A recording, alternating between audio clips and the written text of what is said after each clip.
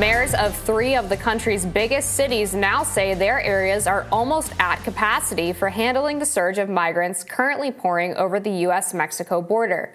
The mayors of New York City, Denver, and Chicago have all pleaded with federal authorities for assistance as the border sees a record number of crossings.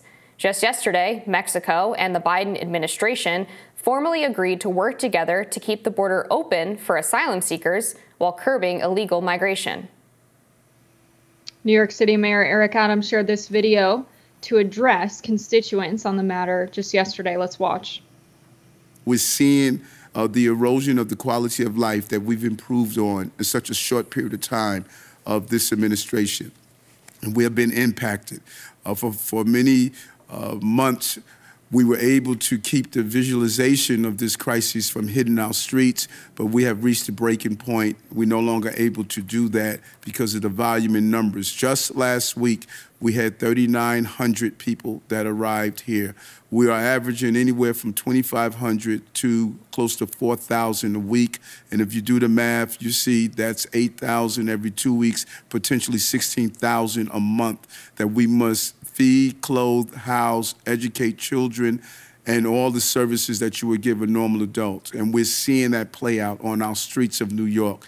And that is what the breaking point looks like, what we are experiencing right now.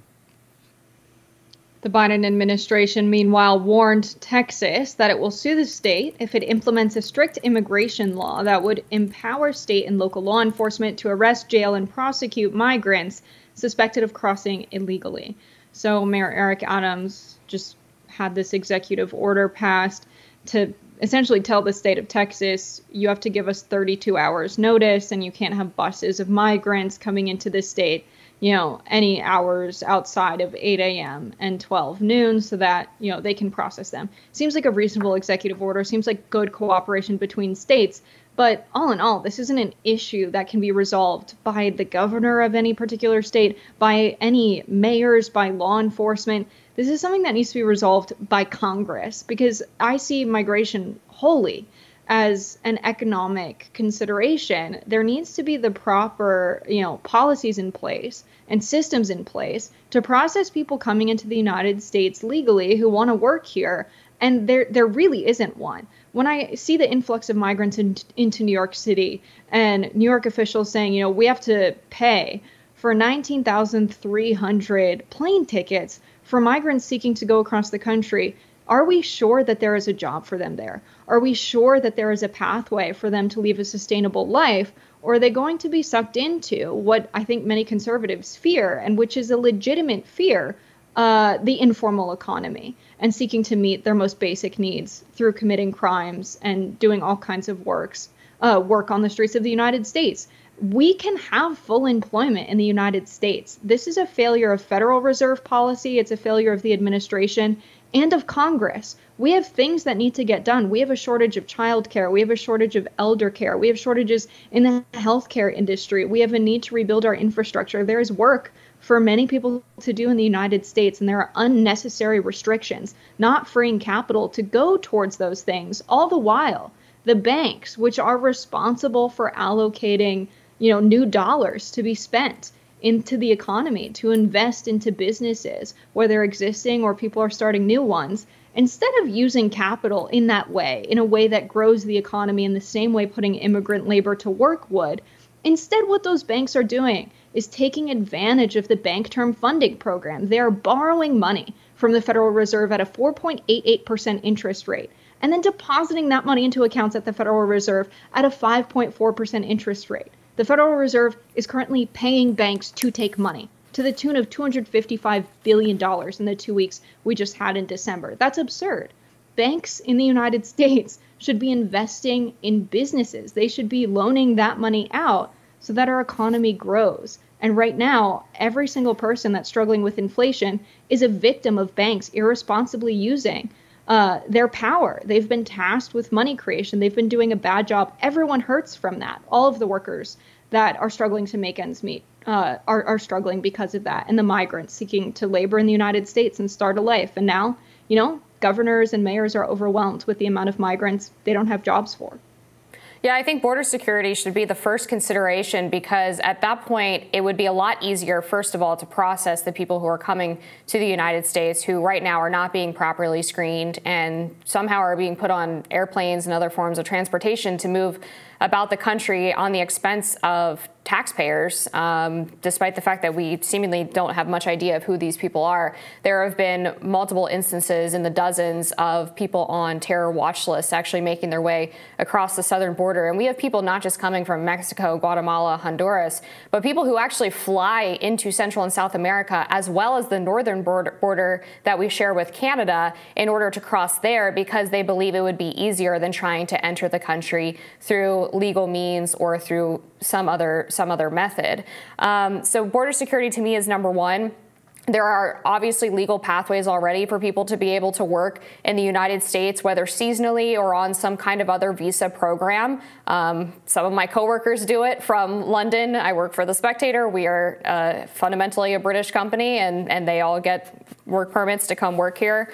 But trying to give people after the fact work permits after they've immigrated illegally only serves to further incentivize that behavior, as opposed to encouraging people to go through the legal process. I think there's an argument to be made, perhaps, that the legal process can be challenging sometimes and take too long. That's legitimate criticism. That is something that obviously would have to go through Congress as well.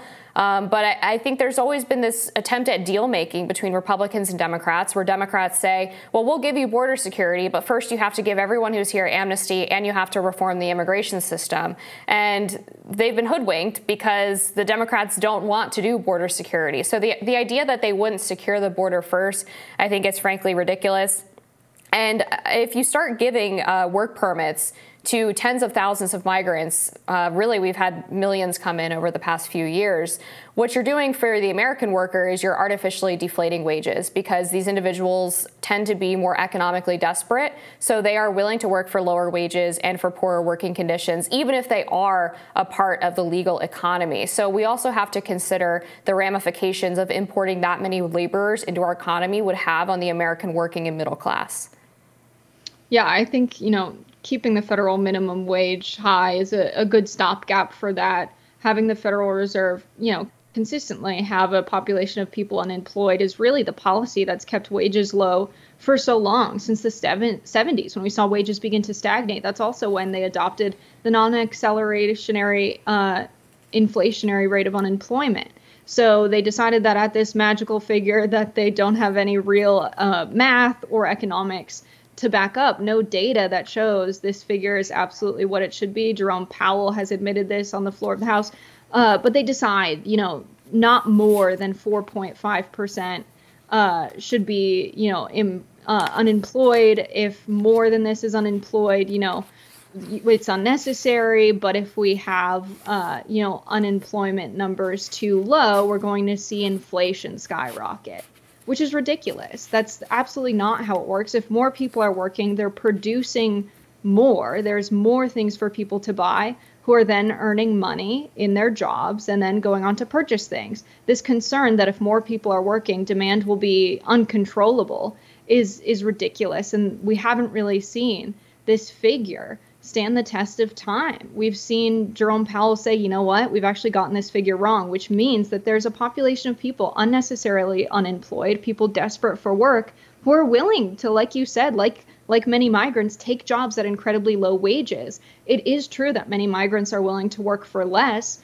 but we also have this case of workers intentionally made desperate by American policy that is keeping wages low. And since the 1970s, we've seen inflation-adjusted wages be stagnant while profits are incredibly high. They can afford to pay workers more, but they're choosing not to, and they don't have to thanks to this policy. So there's all kinds of reasons why wages are low, but I think I want to go back to the fear around border security. So many Democrats don't want to talk about border security, and there's an idea that all border security means is militarizing the border, when really that's what they're going to do in Texas. That's what the governor's going to do in Texas. That's what they're trying to do with this law.